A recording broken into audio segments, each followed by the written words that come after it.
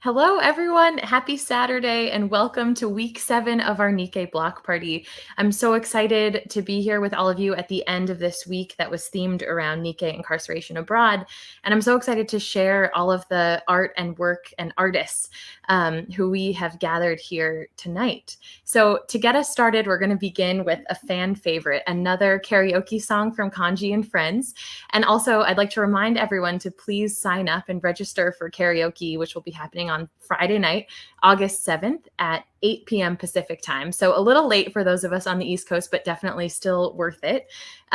Bring your friends, bring your favorite karaoke song. We are ready to go, and hopefully Kanji's video will inspire you.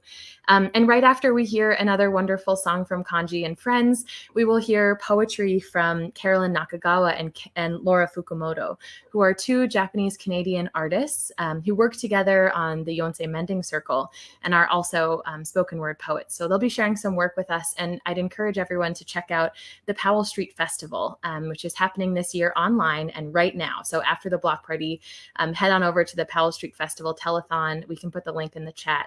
But I'm so excited that Laura and Carolyn shared some of their work with us. So I hope you enjoy.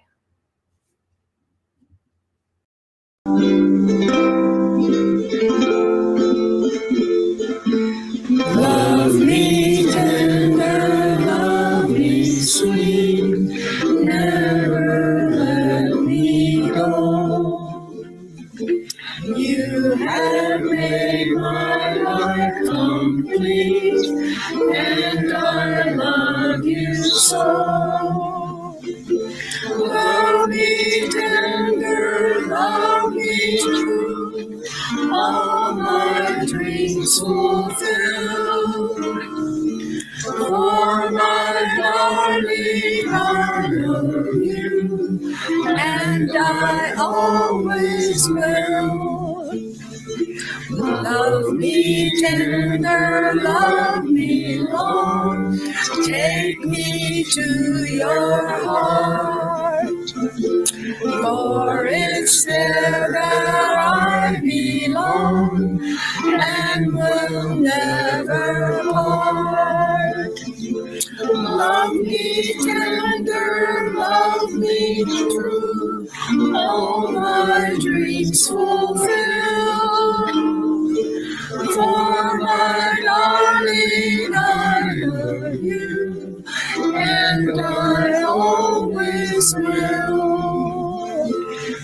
Love me tender, love me dear, tell me you are mine. I'll be yours through all the years, till the end of time.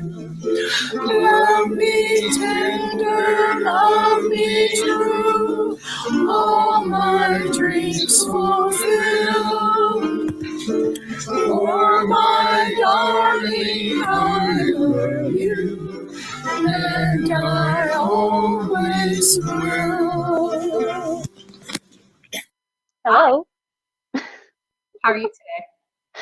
I'm all right. How are you?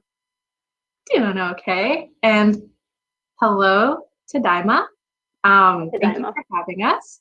I'm Laura Fukumoto. I'm Carolyn Nakagawa. And we're both poets and playwrights and people of the arts all the way up here in Canada. I'm in Vancouver on unceded Coast Salish territory. So that's Musqueam, Squamish, and Tseil-Wautuh First Nations.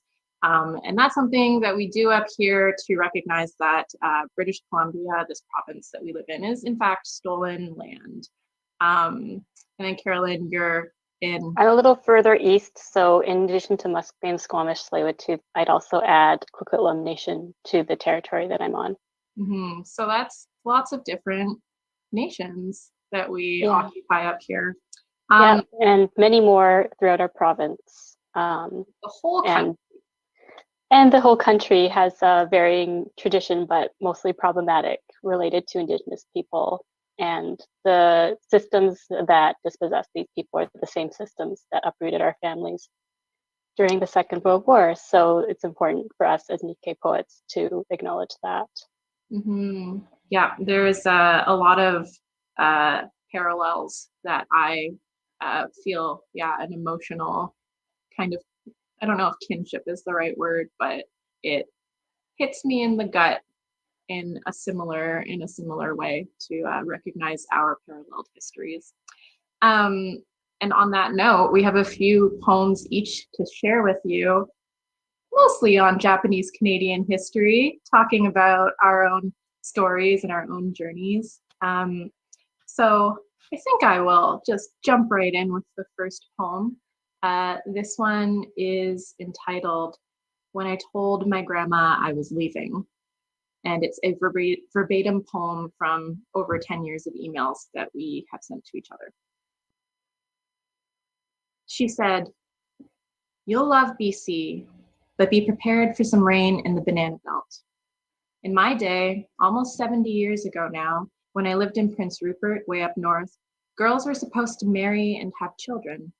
Further education was for men.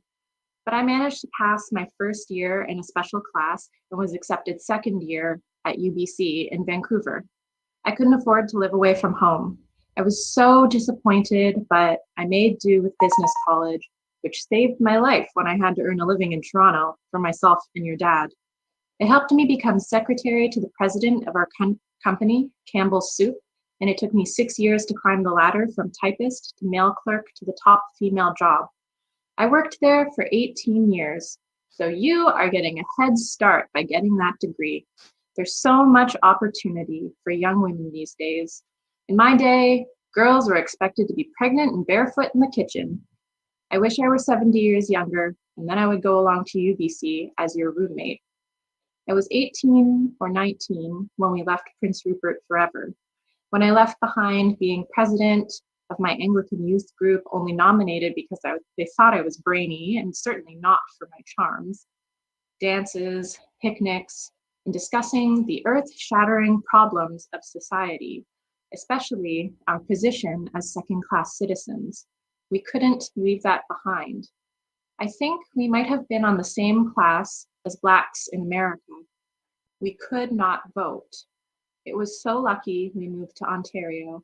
Some families were torn apart with Japanese parents taking the deportation boat to Japan and their Canadian children staying here.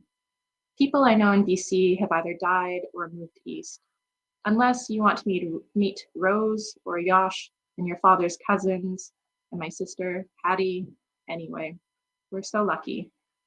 It always surprised me, though, that no one in Ontario ever heard a thing about our exile, about our lost homes and possessions, the government's deep, dark secret.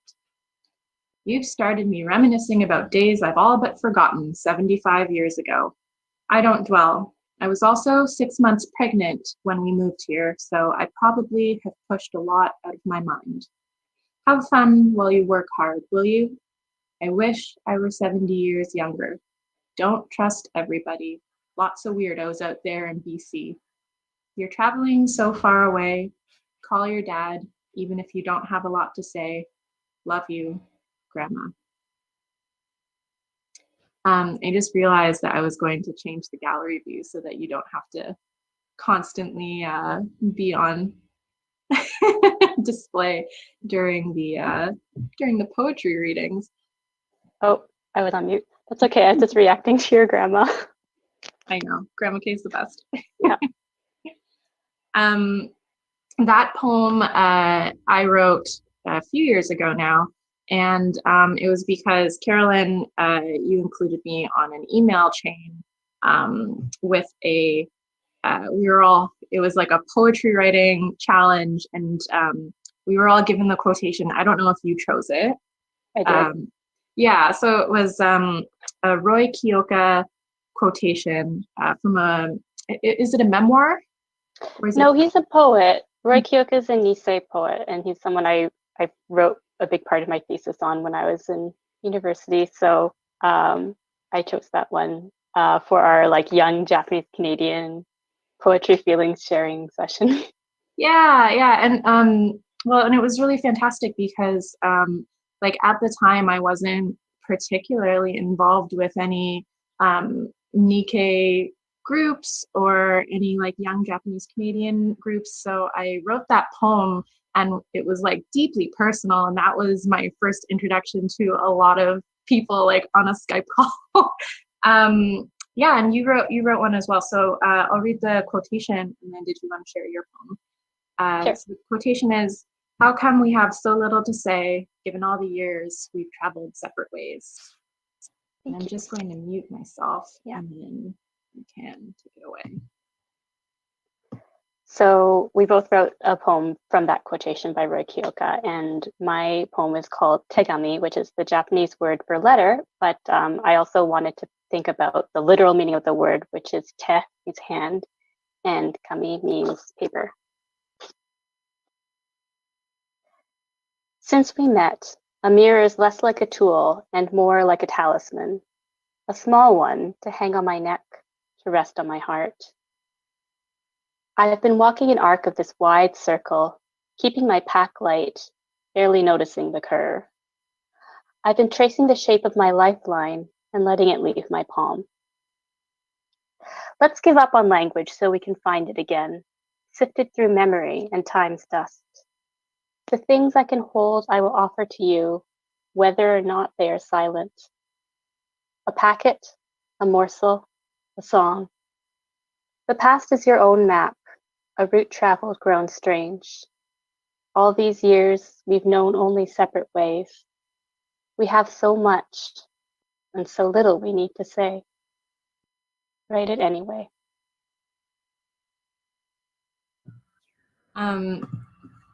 I really, that was beautiful. I like what came to me that time you read the poem was that there has been so many different conversations happening simultaneously right now about responsibility and reparations and and it's not just started in the States. I think there's been a lot of inciting incidents, but there's just I think what I'm working on and struggling with right now is like properly courageously and honestly like telling my story and not holding things back for the sake of other people and for the sake of or finding myself like unimportant. I don't know if you feel the same way, but that's something I've been struggling with recently. Like there's just been so many there's such a reckoning, I think is maybe the word Dion Brand say recently. Yeah, and reckoning. Finding both the ways in which you're important and the ways in which you're unimportant are both so important, right? Or important, are both so palpable right now. To balance, like what we were talking about before, the systems that make all these big things happen in the world are systems that have hugely impacted us in other ways. But like I think most insidiously in like the very small ways, in the ways that we kind of just like brush away and we're like, oh well, that's unimportant. Like I think often those are the things that pile up the fastest and hurt the most later. And those are the things that wake you up in the middle of the night years later. And write it anyway, and record it and mark it as important. That's what stuck out to me that time. Thank you. Anyway, I'm gonna move it along. My next poem. So I will move myself to speaker view. Get you to mute yourself, Carolyn. And my next poem is called "But Where Are You Really From?" If I had $1 for every twinkly-eyed white boy who just really appreciates Japan and its cultural contributions to the world, who has cornered me to ask, have you ever been back? Or do you speak Japanese? Or felt really excited to share with me that they are spending a year in Japan to really get a sense of what it's really like to really be immersed in the culture. So awesome, so stoked, so grateful. If I had $1 for every time my eyes had been rated a 10, but my body meh. If I had $1 for every white boy so excited to ask me about my name, my exotic face, and where I'm really from, I'd have enough money to fly with my shoulder to the trade winds in the opposite direction of Japan to see my grandmother who forgot she could read Japanese until I saw her gnarled oak finger following the round and spiral dashes of the hiragana, sounding the word ichigo on the foil wrapper of a candy lovingly brought as a gift all the way from Japan.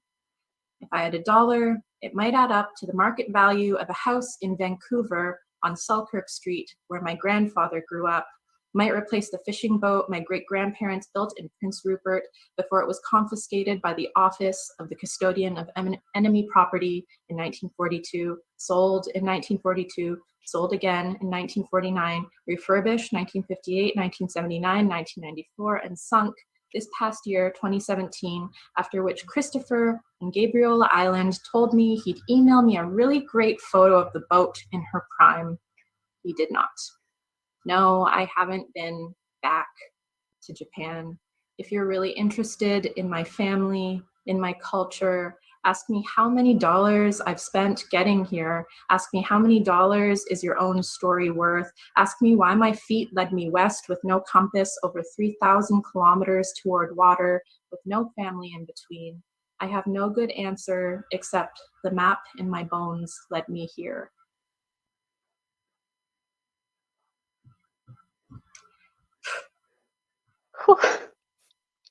That's my spicy poem. That's where I call out all the white boys I've ever dated. It's a good one. It's a good one. Yeah. A lot of stuff in there. I mean, yeah. And like, again, love you, Grandma.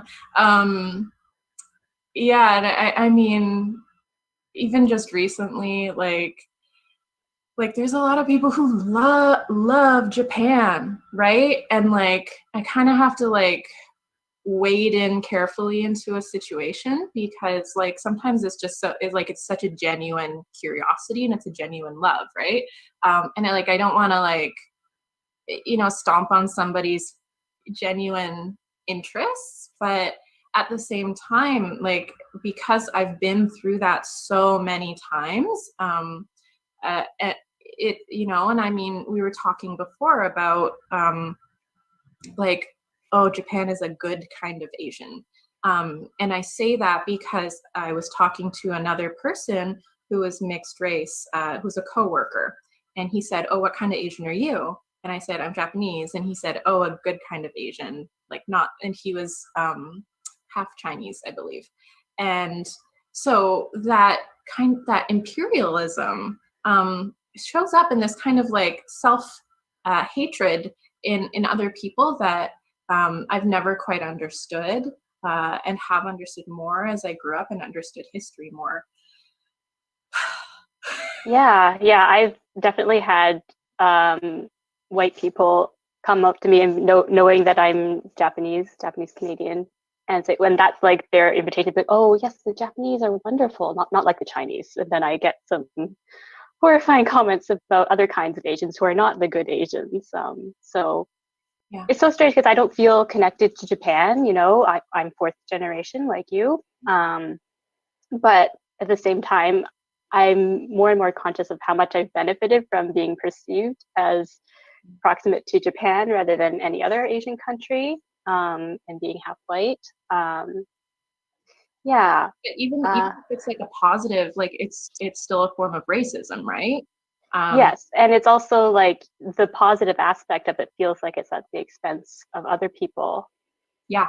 And it's this like false dichotomy, it's this false hierarchy that I've like never known how to dance around, you know, where people are like, oh, you're so exotic, and I'm like, get away from me. But the response is usually, but that's a compliment, right? And yeah, Coffee beans are exotic. Yeah, people are not exotic. Yeah, exactly. And yeah, and I just really often have to like sit down with people and like break it down and be like, great, okay, like peacocks imported and like let loose in British Columbia. We have a lot of peacocks up here because some rich people wanted peacocks one time and then they bred. I've written a poem about that. Yeah.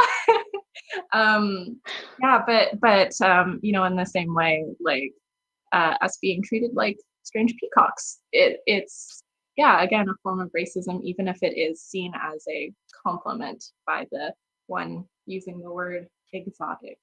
Yeah. Anyway. Yeah. I might read my next poem. I'll say also it's relevant to what we're talking about, but also inspired by the last time I was in Japan to visit. I was visiting a friend who had been living in Fukushima for the past couple of years. And we took a long walk. We walked along the coast of the Pacific Ocean, the other coast. You know, we're in Vancouver, so I'm always used to seeing the beach here. And I kind of was asking her about like what the ocean feels like on this side. And she said, you know, you have to remember that pretty recently the ocean killed a lot of people because we were in Fukushima. And so that brought me back to a lot of the things that Laura and I were just talking about. And I wrote this poem, Pacific Empire. I asked to see your ocean. It seems new, with fresh crested waves rolling slowly each way, through green cyan and deep gray blue. You remind me that yesterday it was a murderer. The coastline is wide and fine as a knife. We are walking southwest without discussing how far we will travel. In the distance, a gate on an island. It might have a bridge. We might cross the water, feel flecks of vicious spray at our ankles. I have done this back home. Dipped petal white feet from the edge of the dock. They are both my ocean, with a memory much wider than the world is round. I will never know what I cannot deduce from azure that shimmers into indigo. There are many people I hope to meet and must ask, what did my ocean do to you? What did my ocean do to you?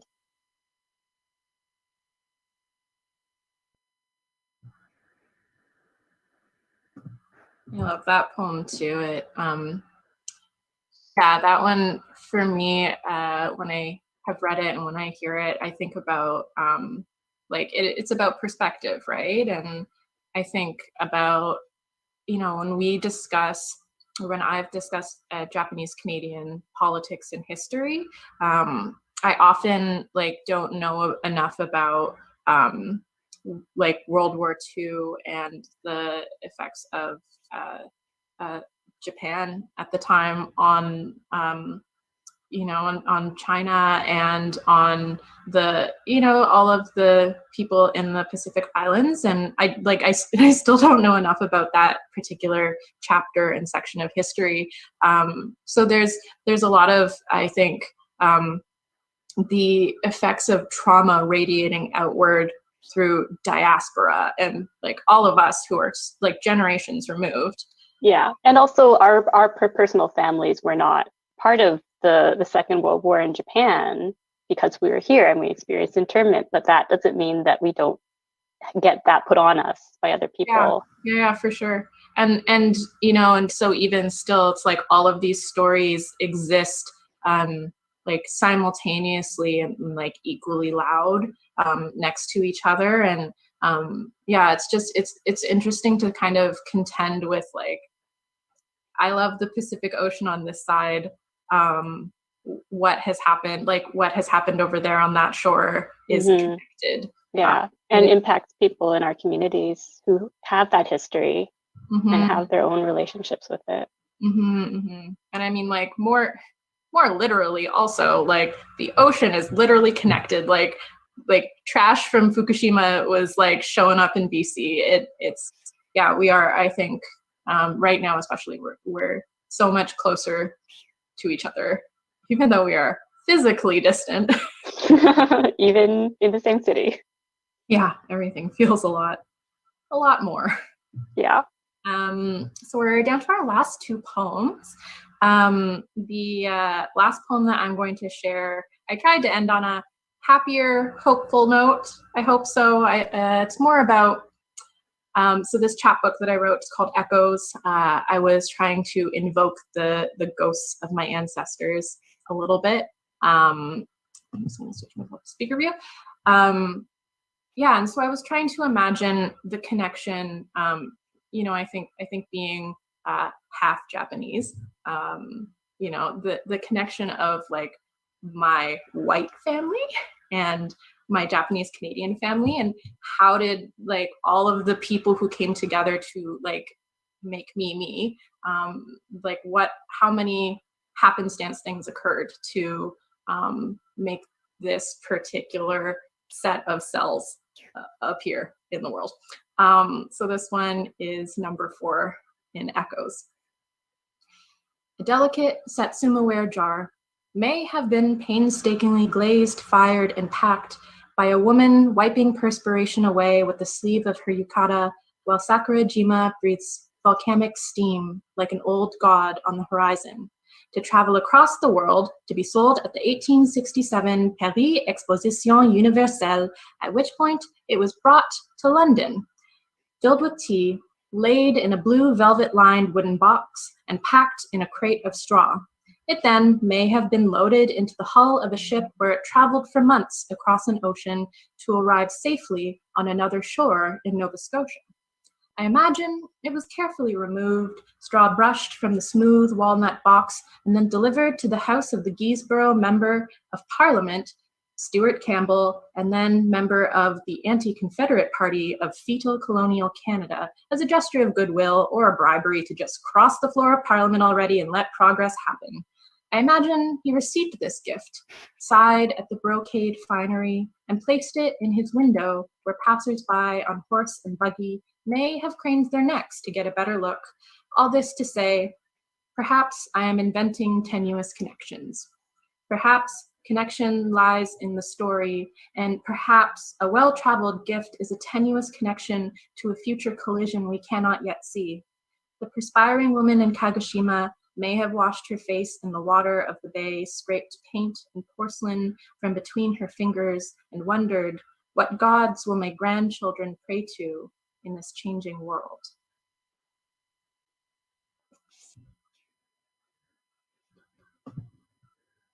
Thank you for that. You got one more? Yeah, I do. I was just going to say, it wouldn't be a Laura Fukumoto poetry reading without a salty aside about Canadian politics. I know, I had to do some research for that one too. Yeah, I'm very impressed. It's very good. It fits. Yeah. Very real. Yeah. Take it away, Yeah. Pat. Okay, I have one more. This is not a particularly Nikkei poem, except that it takes its inspiration from a quote from Hiromi Goto, a Japanese Canadian writer. And I wrote it rather recently, so I'll read you the quote and then I'll read the poem. The poem is called If Not Trees. And Hiromi said, look up. If not trees, then clouds. Breathe. A poem is not an argument. A poem is a natural thing, like a droplet that seems to stop the world spinning, but does not. Poetry on the sidewalk, like a recitation, an order, a prayer. Stay safe. This too shall pass, the earnest bloom of chalk. If not trees, this year's pink moon pulls petals over side streets, as much as a stranger's patient coaxing unties nurslings to loquacious color. It is a gift. If not trees, then a promise for rain. Look up from your old page, a mere infant to the sky. I wanted to care about you, all lost in pastel messages sprawled over the dawdling horizon. If not trees, a nimbus of waiting. A shaded creek with memories pushing through the shallow current, down a path not 6 feet wide.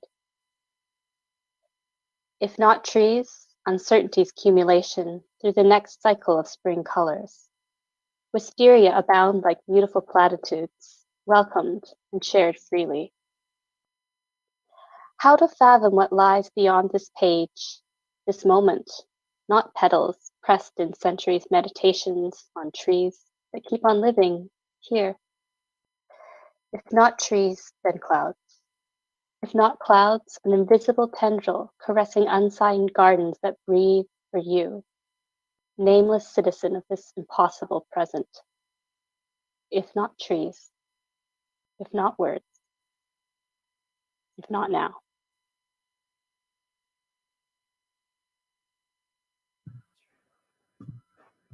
Cal. Yeah. I like wherever you are in the world, thank you for joining us. I don't think you know what Vancouver is like in spring. It is just covered in petals and flowers. We are hashtag blessed up here with like cherry blossoms and wisteria, and like that has been the blessing of this time. Yeah, lots of long rambling walks. Yeah, and I think that's kind of preserved a bit of our sanity over here. Yeah. Okay. Hey, it's been great. Yeah. Poet next to you, my friend. Yeah. Carolyn. As always. Thank you so much, everyone who is watching us too. Yeah. So again, I'm Laura Fukumoto. I'm Carolyn Nakagawa. Yeah, thank you for listening to our poetry, and check out the rest of Tadaima. I believe there's probably a website you can get information from. I'm sure there is. And thank you so much to the organizers. Okay. Mm-hmm. Wow, thank you so much, Laura and Carolyn, for sharing your work with us. And I feel so lucky to have basically sat in on a conversation between the two of you and witnessed you sharing your poetry with each other. So thank you so much for sharing that. What a wonderful conversation. I just want to take a second to introduce the next two videos and explain some of our thinking behind them, because I think when we were putting this particular block party together, we were thinking about this theme of Nikkei incarceration abroad and thinking about what incarceration and family separation and removal meant for our broader Nikkei community outside of the bounds of the United States. And also then thinking about how Carolyn and Laura began their presentation with acknowledging the tribal nations on whose land they currently reside, which just made me think even more about the way that all of these histories are layered and intersecting and interconnected in all of these different ways. And I love how Laura talked about wanting to, and I'm quoting her here, properly, honestly, and courageously tell these histories, tell her own story, tell the histories of her community and the stories that are so often silenced. And so these next two videos are contributing to some of that work of sort of uncovering and calling for justice and repair through art. So the first video you're going to see is a song from Gaby Oshiro, who's performing with her band called Urusai. And Gaby has a really fascinating story, and I'll drop a link to some of her writing in the chat so you can read about some of her own work. But she was born in Argentina, so she's Japanese Argentinian, and her father was one of the desaparecidos. So he was disappeared by the Argentinian government in 1977. And so Gaby writes a lot about how her art, both visual art and her music, is a way of trying to sort of explore that past and connect with her past, connect with her father, who was taken from her when she was 5 years old. This experience, not of the World War II incarceration that we've been focusing so much on, but another Nikkei experience of forced removal and family separation in a sort of unimaginably tragic way. So we're really, really thrilled that Gaby recorded some music for us to share.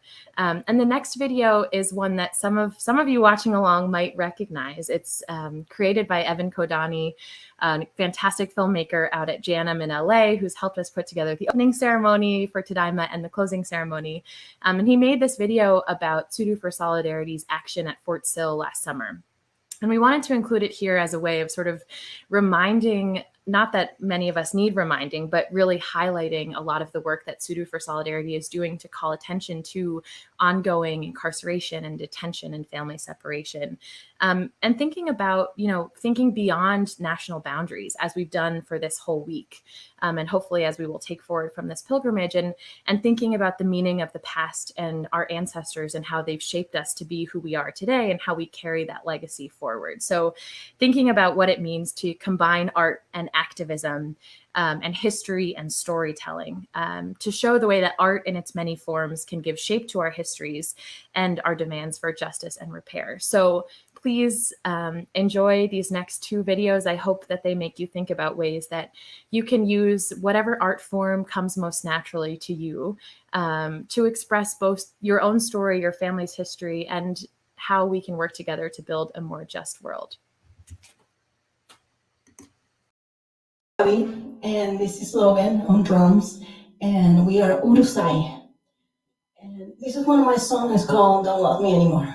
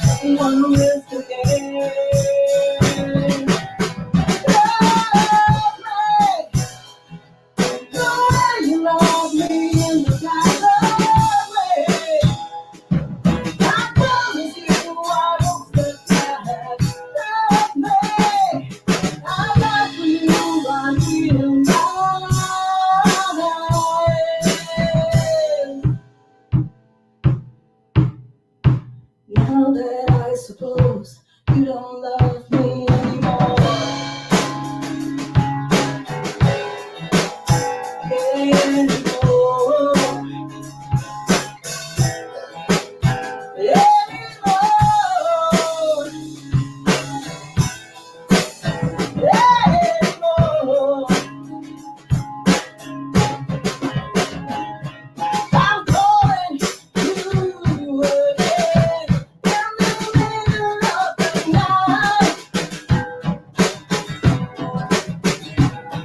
I really like living all alone.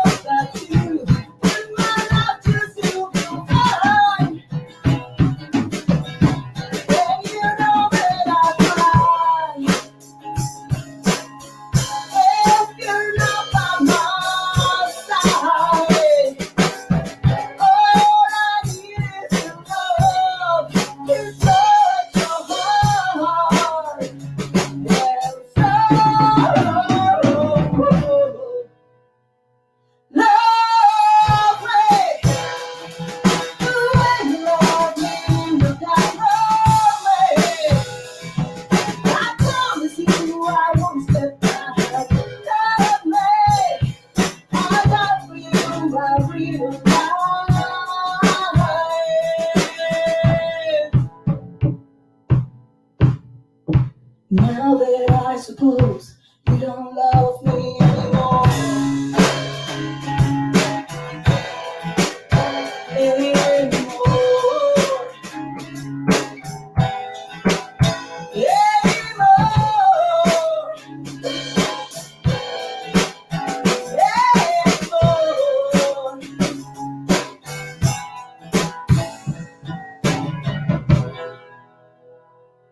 Thank you.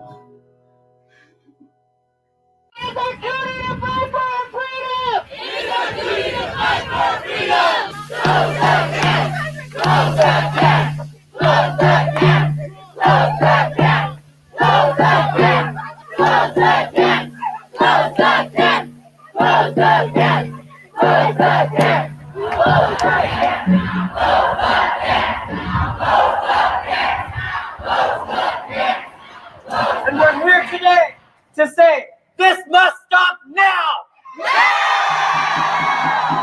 Immigrants are welcome here, no hate, no fear. Immigrants are welcome here, no hate, no fear. Immigrants are welcome here, no hate. We're here because back in 1942, 700 Japanese immigrants were held. They were community leaders, separated from their family. Among them, there were 90 Buddhist priests arrested right after Pearl Harbor because they were thought to be a threat to national security.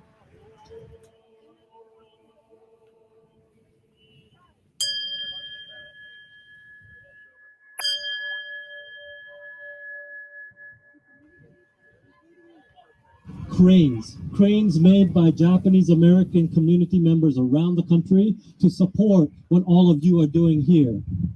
Cranes folded very carefully by also Buddhist communities and temples around the country, 5,000 cranes.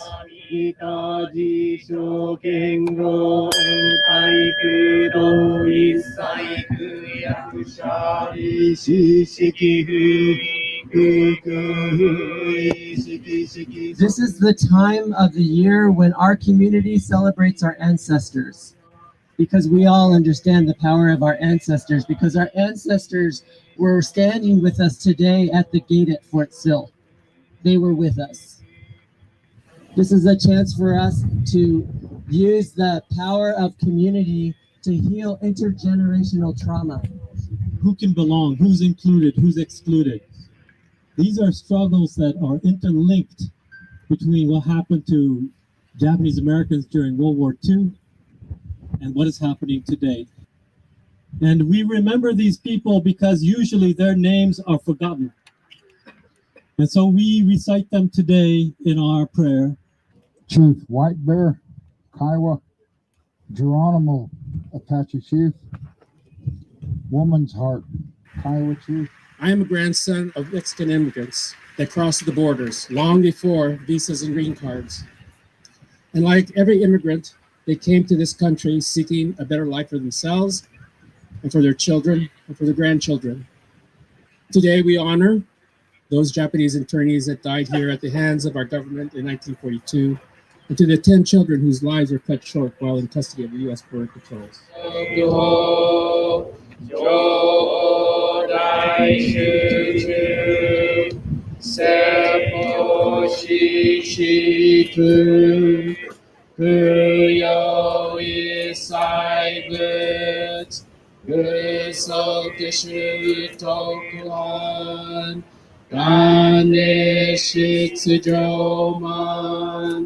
Tokui sangayo yobutsumugechi sudatsumi kusho wanda kueri toshi saisho san shiganya koka Daise no kando kokusho tene. Thank you so much for indulging us in a little bit of creative programming there. But we wanted to, of course, make the point of the power of art and the power of art to tell history and call for change. So thank you so much to Tsuru for Solidarity for allowing us to use that video. Thank you, Evan Kodani, for your work. And hopefully you all saw Duncan Williams, who has had some of his work shown throughout Tadaima as well. And thank you, Gaby, Oshiro, and Logan for allowing us to use your song and feature your work. And now, finally, I am so excited to introduce our featured artists for this week, who have put together something so incredible after, we reached out to them and said, hey, would you be up for having a conversation with each other, sharing your work with each other, and they were up for it and have created something absolutely amazing. So without further ado, I introduce Mayu Kanamori and Kunji Ikeda.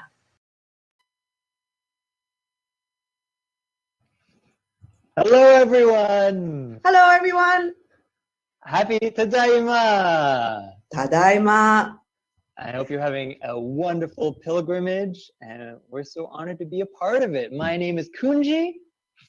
And I'm Mayu. Welcome to the block party. Absolutely. and an international block party. Absolutely. Where are you coming from today, Mayu? I'm in Sydney, Australia. And what about you, Kunji? I'm in Calgary, Alberta, Canada. And we were brought in to kind of speak to the Japanese culture going on in different countries outside the US. And so we're so glad to be here, speak a bit about our experiences and about our art. And with that in mind, Mayu, would you like to explain a little bit about your artistic practice? Yes, sure. Before I do, I just want to say that Kunji and I'll be taking questions and answers at the end of the segment. So stick around and keep your questions handy. Totally. Yeah. Okay. Well, basically, I'm originally a photographer. I started as a press photographer, working in newspapers. So my earlier works mostly tend to be like documentary photographs, and I used to cover subcultures. But after a while, I also began doing audio interviews, and then that made me put together the audio oral histories that I was collecting with my still photographs, strung it together with live narration. I come from a performing arts family, so I naturally kind of started going into making slideshows with narration. And, well, very much like a bunch of different ideas coming together to tell a full story? Yeah. So I've got an idea or a story that I want to tell, and so I would show pictures and talk about it, and also play some of these recordings. But basically, for me, I guess the medium doesn't really count. It's basically, I've always been like jack of all trades, master of none. So I just, for me, whatever is available at the time, so that I could say what I want to say or tell a particular story, is how it's happened. And I work with musicians and dancers too, so maybe you and I one day we might collaborate. I hope so. Yeah, absolutely. Yeah. And recently I've written a play. So, in that collaboration, I worked with directors, composers, who was also a live musician on stage, worked with actors and other theater creatives. So I think the play that I wrote is called Yasukichi Murakami Through a Distant Lens. And I want to play a little excerpt for you today. Yeah, please. Would you like to have a look? Yeah, great. Yes, please. Yeah. But before I show you the excerpt, I just wanted to give a little background that this show tells the story of a historical Japanese-Australian photographer, Yasukichi Murakami, and the search of his missing photographs by a modern-day Japanese-Australian photographer, Mayu, a character based on me, but Mayu actually is played by a Nikkei Australian actor, Arisa Yura, and she's what you call a 1.5, which is like she arrived here when she was a child and her parents have migrated. And you also see Murakami's ghost, who's played by actor Kuni Hashimoto, who is a Issei or first-generation migrant. Wonderful. Well, let's take a look. The stone houses at 33 Calvin Street, Darwin. Yasukichi Murakami, a Japanese photographer, opened his photography studio here in 1935. In 1897, at the age of 16, Murakami traveled from Tanami in Japan to Cossack in Western Australia aboard SS Sarada. He came looking for gold, but he found himself working as a shop clerk for Takazo Nishioka at the Nishioka Emporium. Later, he became a photographer. Early photographs taken by Murakami at the Nishioka photo studio in Rue. These were the first photographs of his that I found. These portraits of Japanese who lived in Australia in the early 1900s are proof that these people once lived here.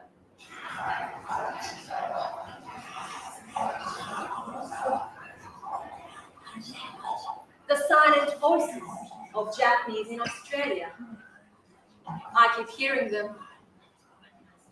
Voices of the many forgotten Japanese who lived here.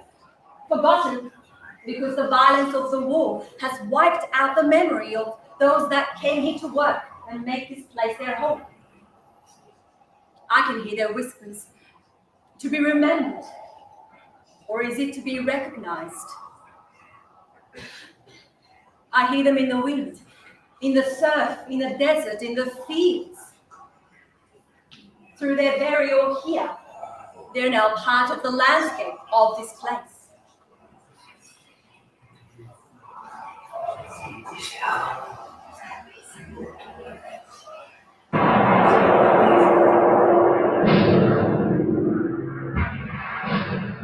The Japanese bombing of Pearl Harbor, first day of war. As with all Japanese in Australia, Yasukichi Murakami was arrested as an enemy alien, interned. In our national archives, there is a record of the list of items that he had in his home. They were handed over to the authorities.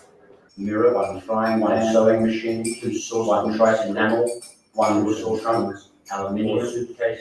In the list of items that were confiscated from his home studio, there is no mention of Murakami's photographs or negatives. So what happened? Where are the photographs now?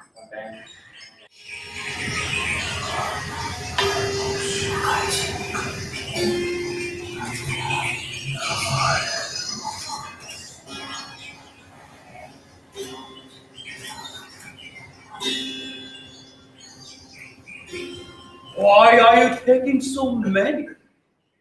You need only one from each angle.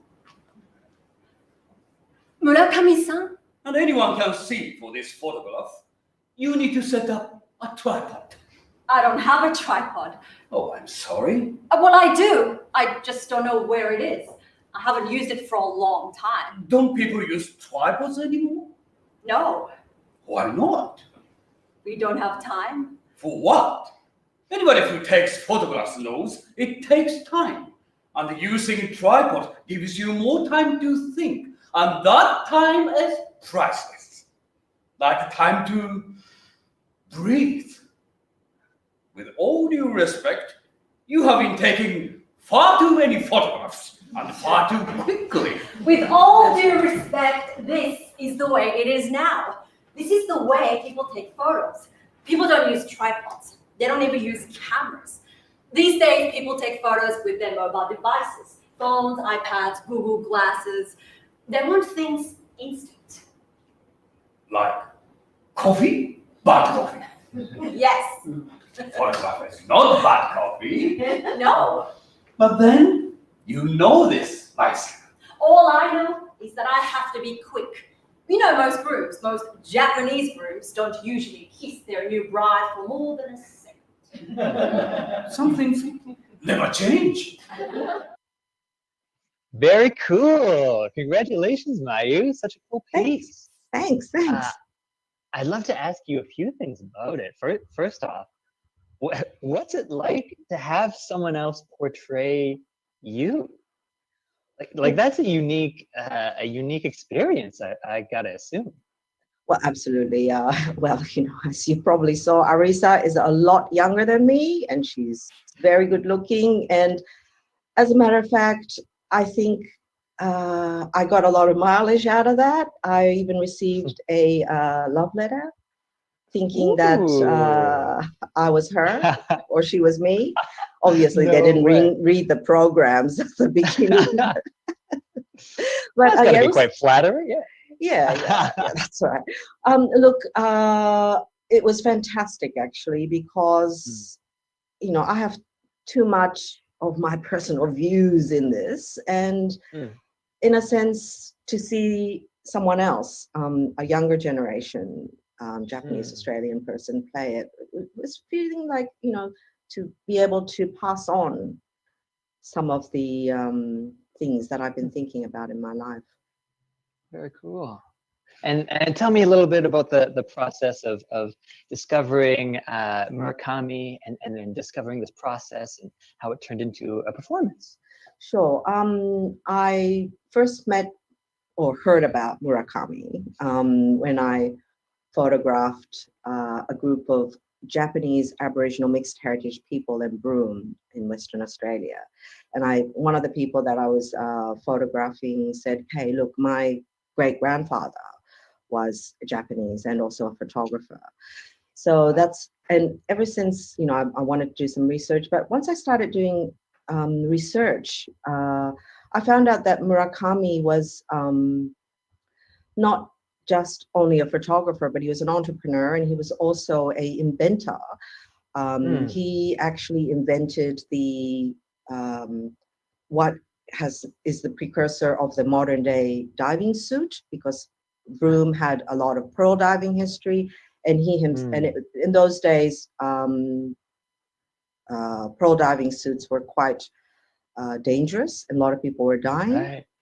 So he's invented this, and he's put a patent on it, and he was just putting on the final touches of it when he was interned, and he couldn't renew his patent. And sure enough, a French inventor had put in a patent exactly of the same design as Murakami's. And finding out all of these things, I just felt like he needed to be recognized in history. And especially in Australia, the memory of the war, the World War II, War of the Pacific with the Japanese is so strong that I found that it's as if there was this national collective amnesia about the Japanese pioneers that arrived in this country before the war. It was as if the history between Japan and Australia began with the bombing of Pearl Harbor. Wow, and now we're starting to get some overlap, absolutely, in what's happened in our countries. But a really fascinating figure, and I'm reminded of a quote you said earlier about Jack of all trades, master of none.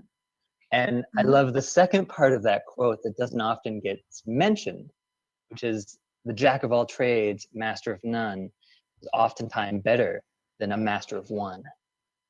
And so that need to diversify and to be able to do so many different things seems to have really been able to not only help Murakami, but help you and help me in our artistic careers here. What about you? You're a dancer, you're a storyteller. Come on, tell me a little bit about you. Sure. I started in theater, and I mean, quite honestly, there weren't a lot of roles for me out there, and I wasn't seeing myself reflected in certain roles, certain performances. So it wasn't long till I realized that I had to kind of create my own in order to show what I wanted to show and be who I wanted to be on stage. And so as I kind of pursued that, I stumbled across dance, contemporary dance. And I fell in love to be able to tell a story physically. There's something that opens up in us when we can feel something. Our mirror neurons, not to get too much into the science of it, but our mirror neurons go wild when they see something that just grabs us physically. And that, when I found that, I knew I'd really found a passion, a life's work And so a lot of what I try and do now is come with a story, like a theatrical device, and then come with physicality and dance and try to merge those together in order to allow more entry points in for the audience to come on in and share some of the experience. Well, you're so good at it. Like I was watching some of your work and I was like, I want to learn how to move too. You might be able to teach me. Absolutely. Well, absolutely. We all have our own ways of dancing. Even if that's like sitting in a chair doing this, we can dance through our days. And as long as you got a body, oh, you can dance. Yeah, and you've combined that with storytelling. That's great. That's great. I wish I could do that. Tell me more about that. Yeah, sure. Well, I have also got a little clip for us to check out. And this came, this is from Sansei the Storyteller, which is my solo piece that's been fortunate enough to tour, all over the world in different spots at this point. And it was kind of an experiment of seeing if I could overlay a lot of these ideas, and it's centered around my family's experience with the Japanese internment in Canada. And the heart of the piece came from the idea that if the Japanese internment didn't happen, I wouldn't have been born. So the story kind of unwraps all the experiences with that healing lens, the silver lining lens that some positive things can happen after these really, really dark experiences. And one of those positive things just happens to be my life. Yeah, so we can check out a little clip, and then I'd love to tell you a little bit more. Okay. Beautiful. Check out this clip of Sansei the Storyteller.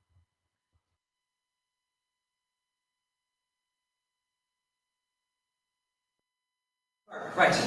So those ideas of us versus them were never more clear back then until, the attack of Pearl Harbor. And there was quite the backlash. This evening, Dr. Ewing addressed some of the questions raised by the presence of enemy aliens in Canada. What I am setting out to discuss tonight is the problem of the Japanese in Canada. Japanese people differ from ourselves in three main respects. First, they are very unlike us in physical structure. Second, they speak another language. And third, they cherish a tradition wholly dissimilar to ours. Let us consider these points in some detail. Neither language nor traditions form a hopeless barrier. The Japanese can, under certain circumstances, adopt English as their mother tongue. What, in the second place, about traditions? This is a far more subtle matter, since it involves the whole question of loyalty. So long as the Japanese live closely together, their traditions will endure. They will look to Japan for their ideas. They will cling to the culture of their forefathers. Their hearts will be warmed by Japanese history and achievement. Japan will be their spiritual home. Now, all this is not compatible with Canadian citizenship. Two steps must be taken. First, the Japanese language schools, which are centers of traditional teaching, must remain closed. And second, the Japanese communities must be so broken up as to compel these people to associate fully with Canadians. Japanese traditions are so wholly unlike our own, and in many respects so antagonistic to our own, that many generations must pass before they are extinguished. This brings us to the question of physical structure, the nub of the whole problem as far as most Canadians are concerned. Bodily configuration, facial features are strictly hereditary and cannot be changed as language and traditions can be changed. Apart from racial intermarriage, they are quite beyond the scope of significant modification. Here then is the chief point at issue. What are the probabilities of racial assimilation through intermarriage? What chance is there that those now here will marry our sons and daughters?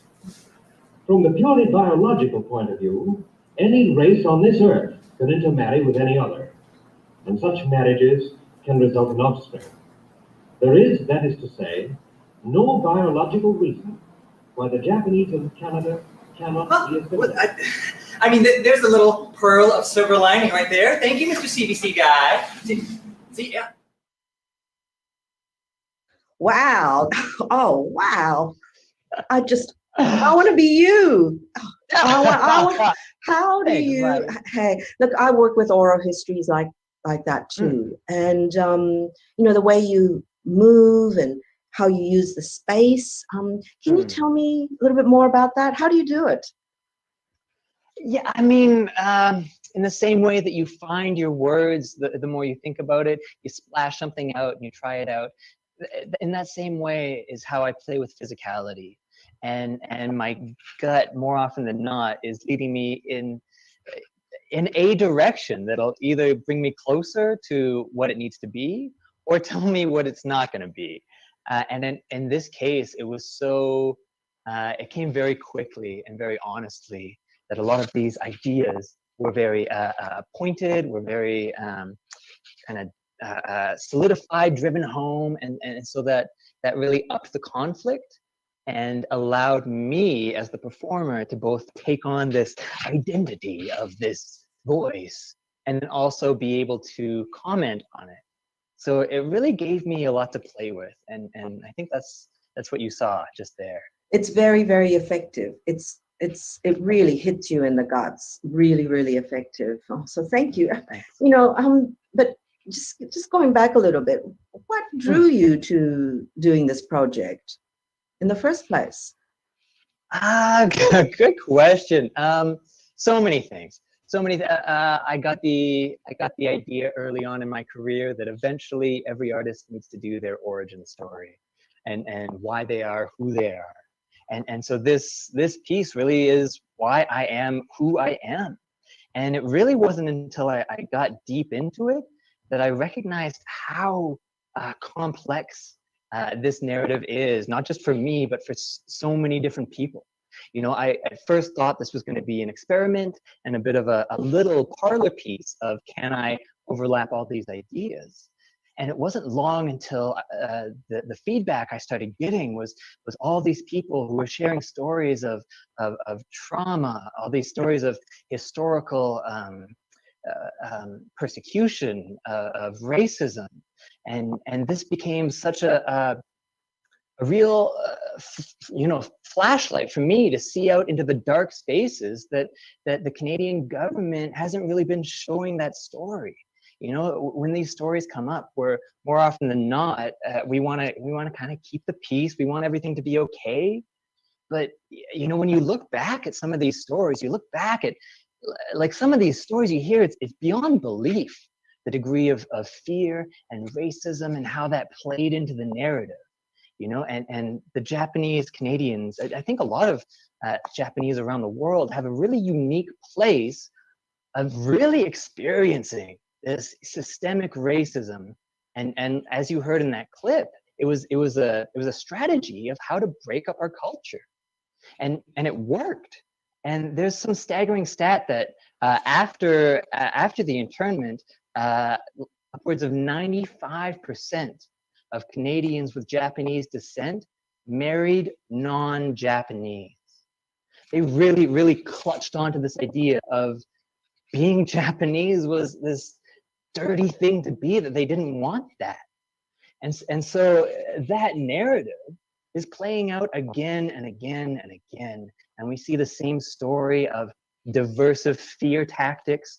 We see it now with the Black Lives Matter movement. We've seen it with so many different cultures, with the Indigenous culture, when there was conflict in earlier in like the Bush administration conflicts, all those narratives of us versus them.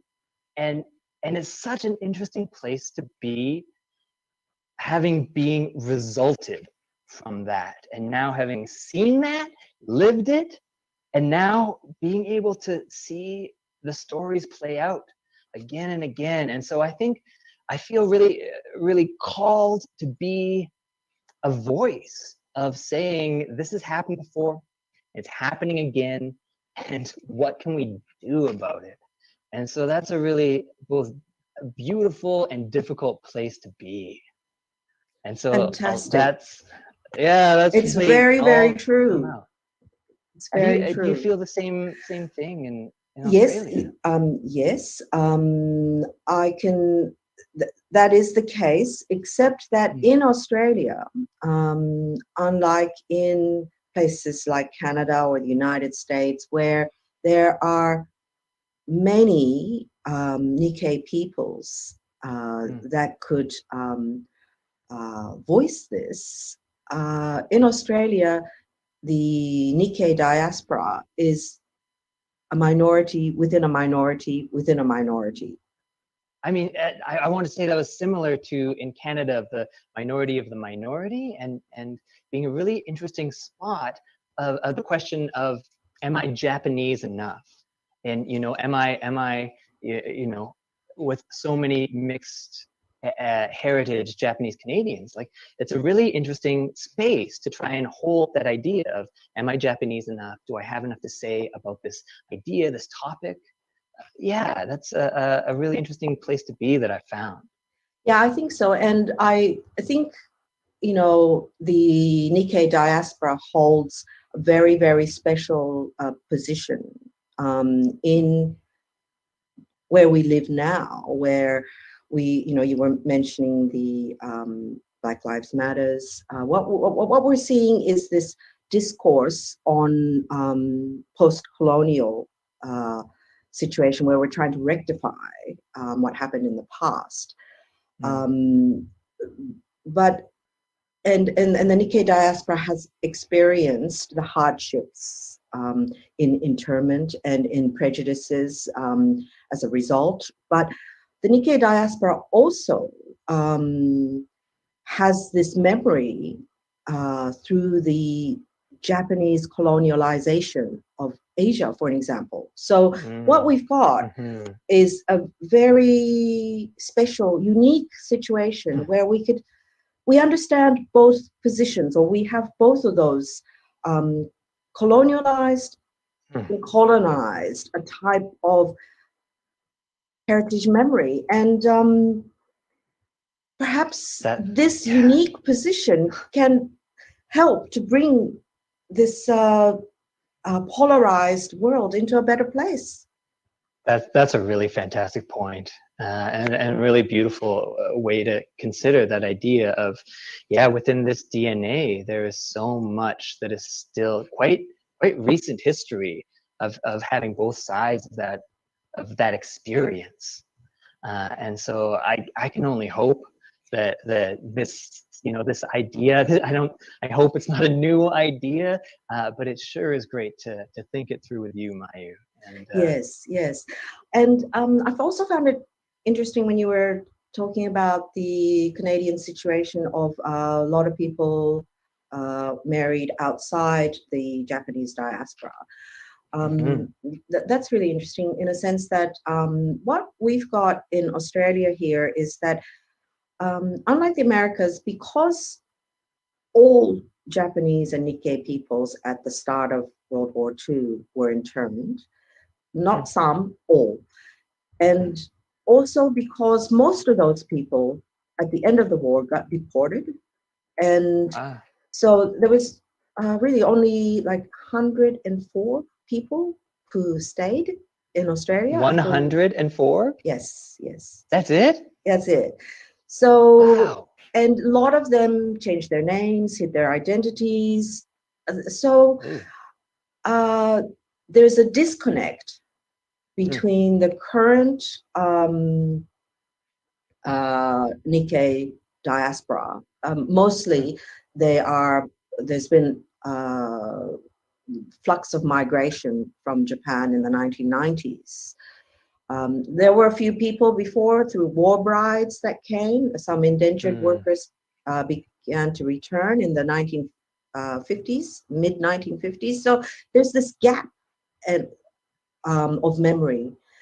The current Nikkei diaspora in Australia many of them don't even know the post-war history. So there's this. That's one of the situations that we face here in Australia. In Canada, after the internment, they were given like the optional choice of like a free boat ride back to Japan. And there's stories of quite a few people being strong-armed out of the country, but you know, in the end, that was a choice that not a lot of people ended up, like a small percentage ended up taking. One, because it's a you know, wild boat ride, but also to go back to war-torn Japan. All the narratives that came out of the people who did go back is that now you're coming from this land of these or the defeater. They've defeated us. And so you're kind of part of that culture. And now you're coming back to Japan where it's very poor, very war-torn, very like trying to pick yourself up. And so that they were quite ostracized of being really an outsider back in Japan. And so, I mean, there was no easy way to do it at that point. That's right. And there's no easy way to do it now, but we're doing it somehow. This is it. This is our home. Tadaima. Tadaima. It's wonderful. Yeah, it's a wonderful, complex thing, and it sure is a pleasure to think it through with you, Mayu. And it's a pleasure to think it through with you and everybody here at the Nikkei Block Party. Yeah, absolutely. At the Nikkei Block Party, we'll take. We'd love to take a few questions, a bit of an interactive part coming up here in just a moment. But thank you so much to the organizers for having us, including us in this conversation. My name is Kunji Ikeda. My name is Mayu Kanamori. And thank you. Questions? Questions? Thank you. Yay! That was so great, you guys. Thank you so much.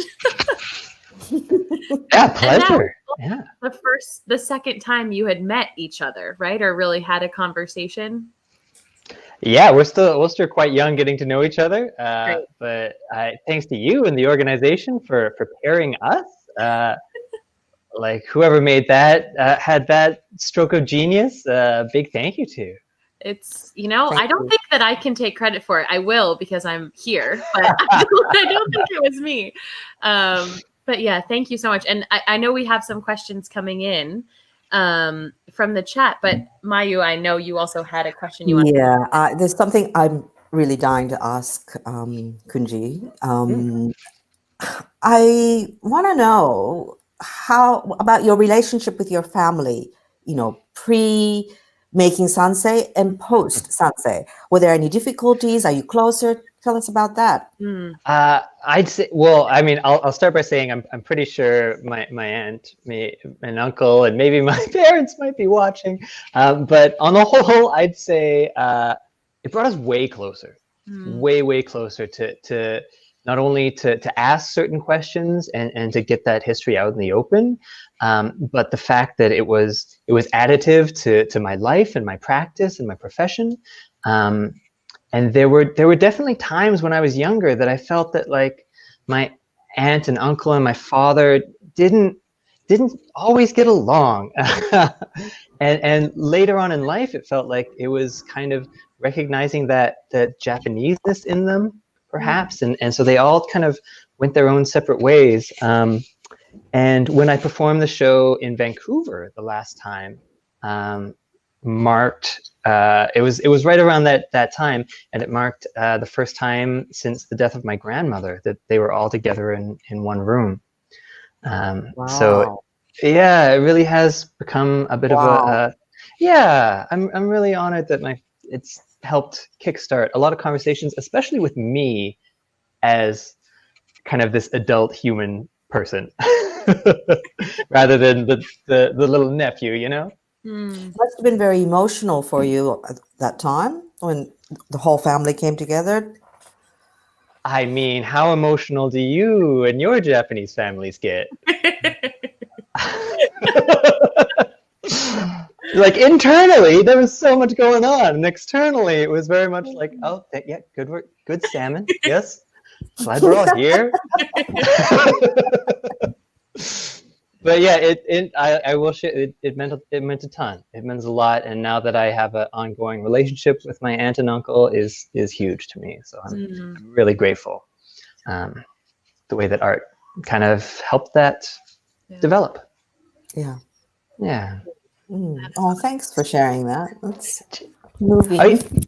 Cheers. Are you still in touch with the family who shared the photographs with you? Oh yeah. They're in touch. Yeah. There's some in Japan and there's some in Darwin and Western Australia. And yeah, we have a little Facebook group. They might actually be watching now. I'm not quite sure, but cool. Very cool. Sorry, that's my dog.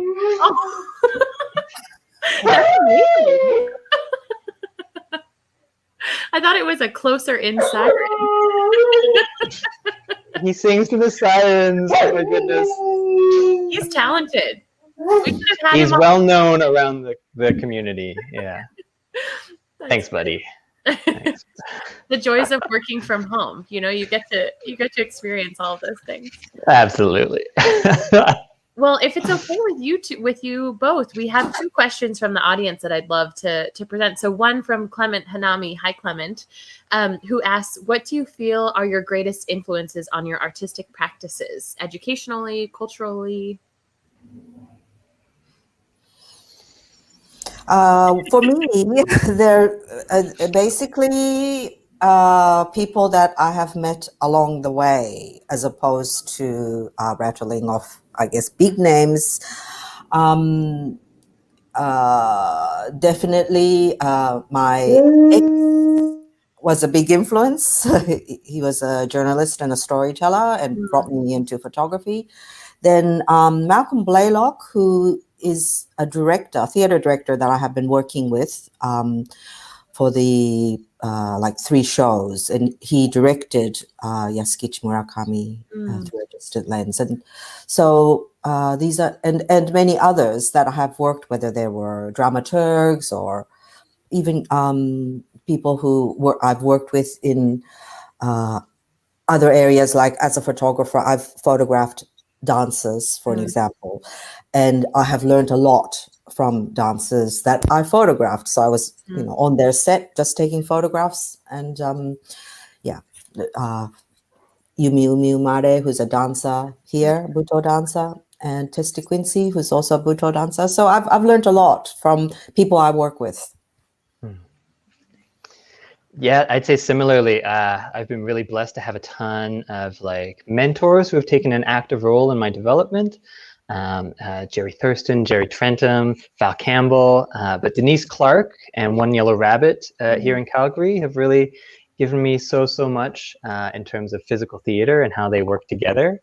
And then I would say I was fortunate enough to be cast one of, I think, 4 non-Indigenous members in a cast of the original Making Treaty 7, which was this cultural initiative in Calgary, Mokinsis, where the Blackfoot and the Tsuut'ina and the Stoney Nakoda nations are traditionally called home here. And Making Treaty 7 was a huge cultural reflection on how a lot of the intersections of the settlers and the Indigenous communities came together and shared land, and a lot of the trauma that has been systemic.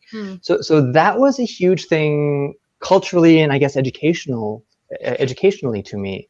And it kind of, a lot of the time I was like, I don't know if I should be here. Like there's so many beautiful, honest stories. And it wasn't until I told the story of my own, like, if it wasn't for the Japanese internment, I wouldn't be alive, that I really felt like, oh, okay, I can come to the table. Like there is enough here that I have to offer. And so that really opened up my eyes to the greater world socially, I'll say. Wow. Yeah. And I think that sentiment, Kunji, is so powerful of just, if not for this, I wouldn't be here, and finding that silver lining, as you call it, but it's part of the complicatedness of these histories is dealing with that, that we come out of these. And so what does that mean for our lives and our work and our art? And yeah, it's a powerful thing to think about. That's right, and it's the possibility of it being so uplifting. Right. There's so many ways we can go, but as you say, like we're here now, right? And all those things that happened in the past that are still happening out of our control. It's not our fault, but it's our responsibility to recognize them and see what we can do. I love that. Together. Yeah. I love that. And we have another question from Kimiko Mar, who is backstage producing this session right now. Thank you, Kimiko, for everything. But Kimiko asks, let me go back to our actual question. Where in Japan did Canadian and Australian Nikkei come from? Were there particular areas? In Australia, there were, of course, they were from everywhere, but mostly in Kii Peninsula, which is Wakayama Prefecture, and like Mie Prefecture. Mostly for men, they were like indentured workers. In the case of Australia, the pearling industry and the sugarcane industry. Also, we had women who were Karayuki-san. They work mainly from Amakusa, which is in Kumamoto Prefecture, and also from Shimabara, which is Nagasaki Prefecture. Those were the main areas, but of course from everywhere. And in Canada, my answer is I have no idea. I'm sure someone smarter than I has that answer. But it has not come across my research. It's a great question. It's honest. I'm sorry. No, it's okay. Yeah, I'm sorry. It's great. No, it's good. And I'm sure some of our programming from this week has some of those answers as well. So we'll encourage folks to go back and watch along. That's great. And if it's okay, 2 more questions. One from me, but first from Ken Mochizuki, who's watching along, who asks, for the enemies of Japan during World War II who had Nikkei in their countries, were they all engaging in some form of cultural genocide of the Japanese in their countries? So that's a great question, Ken. A complicated question.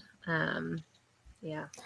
Okay, well, in Australia, in the internment camps itself, my understanding was that the treatment was not too bad as far as the guards treating the internees are concerned. But cultural genocide, well, the fact that every single Japanese and Nikkei people were interned, as opposed to a part of them or suspicious ones, well, they were every single one of them were rounded up. So that kind of puts a situation where they could practice certain amounts of their culture in the internment camps in a very limited way.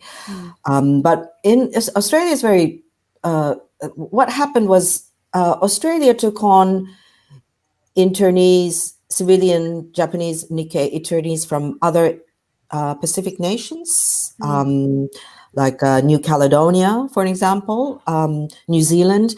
So there were a whole bunch of different kinds of Nikkei people put together in the one place. And that also caused a lot of different issues within the internment camps.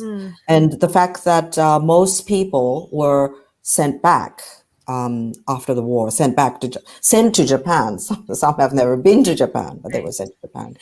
And only a handful of people remained here. That, you could say that it wiped out the culture.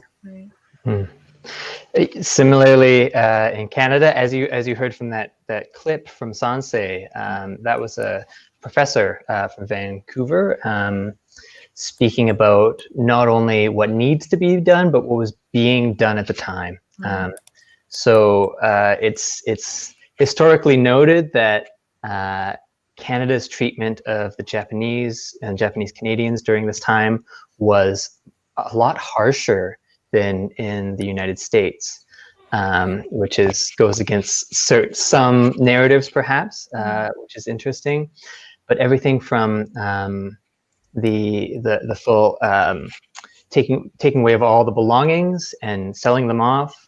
And also the Japanese weren't allowed back on the coast. They were forced away from the coast until 1949. They weren't allowed to go anywhere near the coast, where there had been a burgeoning community. Japantown had been established. The fishing industry was huge, and all of that was absolutely taken away. And the planning of the government of the breaking up of the culture and the breaking up of the language was really, I mean, it was really well done, because it was really invasive and it worked.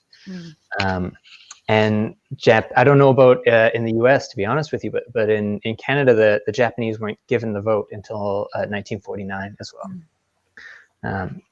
And so in that way, it was, it was pretty harsh. Yeah, and it's, I mean, I know within my own family, my grandparents then never really spoke Japanese with my dad at all. And so we grew up with, this kind of total separation. But at the same time, I think as we're thinking about healing and talking about art, bringing our families together and our communities together, you see the sort of emergence of a new kind of culture of Japanese, American Japanese, Canadian Japanese, Australian art and culture that looks different than it would have, I'm sure, if this hadn't happened in the way that it did. But I think watching both of your clips and talking with you about your art, like, this is incredible. And I'm so happy that this exists the way that it does and the work that you're doing. So thank you for all of that. And that sort of leads me to my final question here, which is, what are you working on now? What has this pandemic experience been like for your art, and what do we have to look forward to from both of you? I've gone online, so I'm not making theater just at the moment.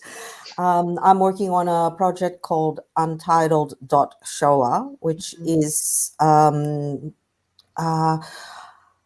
years ago, I found bags full of photographs. There are about 300 photographs of Japanese people taken in Japan in a flea market here in Australia. And the stallholder there told me it came out of a deceased estate in a place called Geelong. And we have no idea how these photographs came to become part of a deceased estate. Who was it? We don't know. So I've moved all the photographs online, and we're hoping to repatriate them. Wow, that's incredible. Cool. Lovely.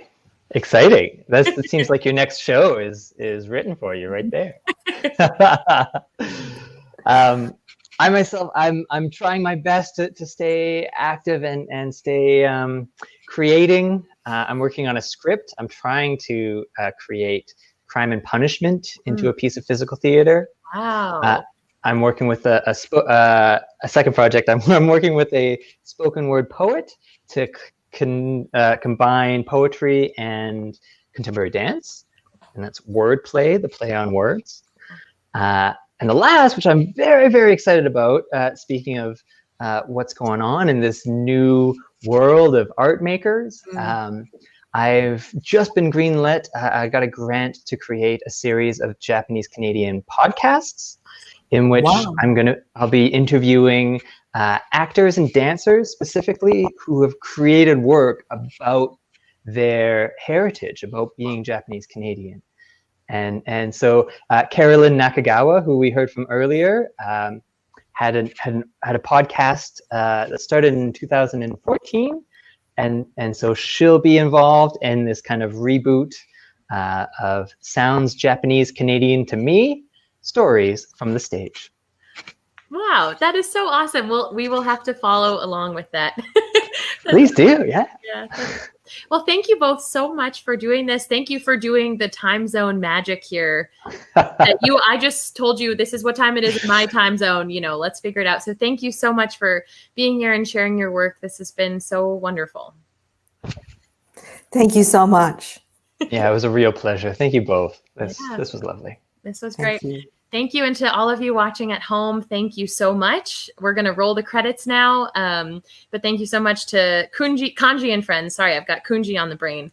Kanji and friends, Carolyn Nakagawa, Laura Fukumoto, Gaby Oshiro and Logan, Lisa Doi, Evan Kodani for that Tsuru video, and of course, Kunji Ikeda and Mayu Kanamori. This has been a really wonderful week of programming, a wonderful block party. Please remember to register for karaoke on Friday. And stay tuned. We only have 2 block parties left, so you know they're going to be pretty special and involve dancing and you all participating as well. So thank you so much. Thank you, Kimiko and Royce, as always, for behind the scenes work. And see you next